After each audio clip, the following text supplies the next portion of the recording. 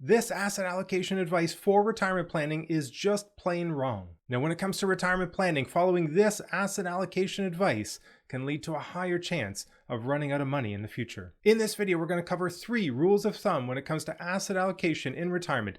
2 are just plain wrong. 1 is questionable depending on your situation. Now, your asset allocation is very important. It represents your mix between equity and fixed income. A common asset allocation might be 60-40 or 80-20. A 60-40 portfolio might have 60% in equities and 40% in fixed income. An 80-20 asset allocation might have 80% in equities and 20% in fixed income. Now, your asset allocation should be based on a number of factors, including your risk profile, your risk tolerance, your risk capacity, and your investment timeline. Now, over time, some rules of thumb have been created to simplify this asset allocation discussion. We're going to cover these 3 rules of thumb now, and we're also going to take a look at some examples in an actual retirement plan of how this asset allocation decision can impact the chance of running out of money in the future. Now, the first rule of thumb that gets quoted quite often is that your equity allocation should be 100 minus your age. So if you're age 50, that means that your equity allocation would be 100 minus 50, would be 50% in equities and 50% in fixed income. Now, the second rule of thumb is that the equity allocation should be equal to 120 minus age. This means that if you're age 50, you would have 70% of your portfolio in equities. It means that at age 70, you would have a portfolio that is 50% equity and 50% fixed income. Now, these 2 rules of thumb, they might have made sense in the past when you had a very short life expectancy, when you were maybe retiring in your mid-60s and late 60s. You maybe had a life expectancy in your mid-70s, maybe early 80s at best. You maybe had a 5 to 10 year retirement period where you were drawing down on your retirement assets. Maybe these rules of thumb made sense in that situation. But in this day and age, with longer life expectancy, early retirement dates, the rule of thumbs of 100 minus age or 120 minus age just do not make sense anymore. Now, the third asset allocation rule, which is somewhat questionable depending on the situation, is the 60-40 asset allocation, the balanced asset allocation. This is a very common asset allocation in retirement, but for a long retirement period, if you're retiring in your 50s, and you are expecting a 35 to 40 year retirement period, this asset allocation can be quite conservative, almost too conservative. And we'll take a look at a couple of examples now of why we maybe don't want to be so conservative when it comes to asset allocation for a long retirement period. Now, let's go through 3 examples of these rules of thumb. We're going to take a look at this prior case study. You might recognize it from the Perfect Retirement Plan video. I'll post a link in the description for this video if you want to watch that one. And in this retirement plan, we were retiring at age 55.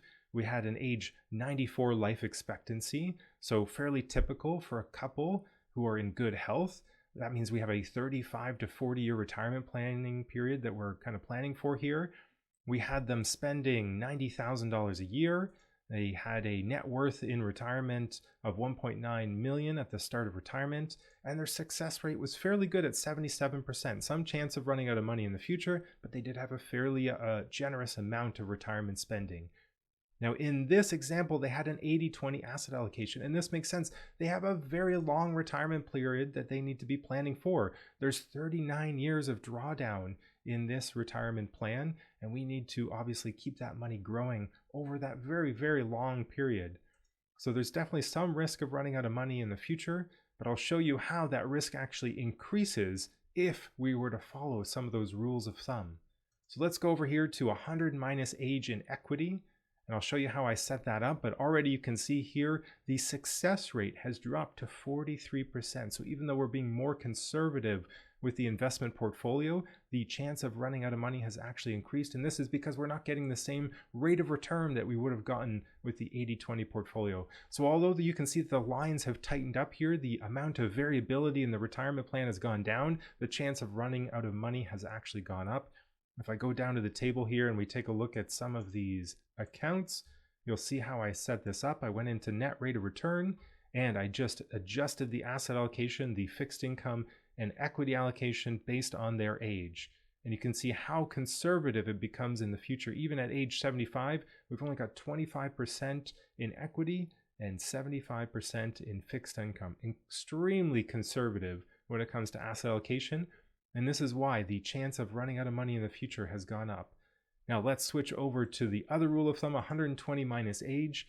This one, a little bit better, 56% chance of success. You can see that there's a bit more variability in this decumulation plan. There's a little bit of money maybe left over at the end, but the chance of them running out is still quite high. Of course, periods of higher inflation rates would have a big impact on this retirement plan, and just the fact that we've got such a long retirement period increases the chance of running out of money in the future if they don't quite get some good investment returns. Now again, to adjust this, I just adjusted the asset allocation year by year, and again you can see how conservative this is still. At age 75, we're 45% in equity, so not a lot of growth there anymore, and 55% in fixed income. So still a very conservative asset allocation. You can see the chance of success is actually quite a bit lower. Still higher than 100 minus age, but still quite low. Now let's switch over to that 60-40 balanced asset allocation. Now this is a little bit better. We're getting better here. 68% chance of success, a little bit more variability, but now we don't have such a high chance of running out of money in the future. There's still money left over in the end, but again, it's actually riskier for a long retirement period than the 80-20 asset allocation. So let's go back to the 80-20 asset allocation, and we can see here that the success rate goes up to 77%. Net worth in the future quite a bit higher, so we've got lots of room to absorb extra costs later on in retirement. This, over a long retirement period, helps us balance these risks. It balances the risk of a short-term drop in equity values versus the risk of higher inflation rates and longevity. So when we're talking about asset allocation, we need to balance those different risks, and sometimes being too conservative in retirement can actually increase some of those retirement risks. As you just saw, when it comes to asset allocation, making the right decision is very important when it comes to retirement planning. Following rules of thumb like 100 minus age or 120 minus age can lead to a higher chance of running out of money in the future. It is very important that you have the right asset allocation leading up to retirement and in retirement to help make sure that you don't run out of money in the future. Thank you so much for watching. I'd love it if you like and subscribe, and we'll see you at the next one.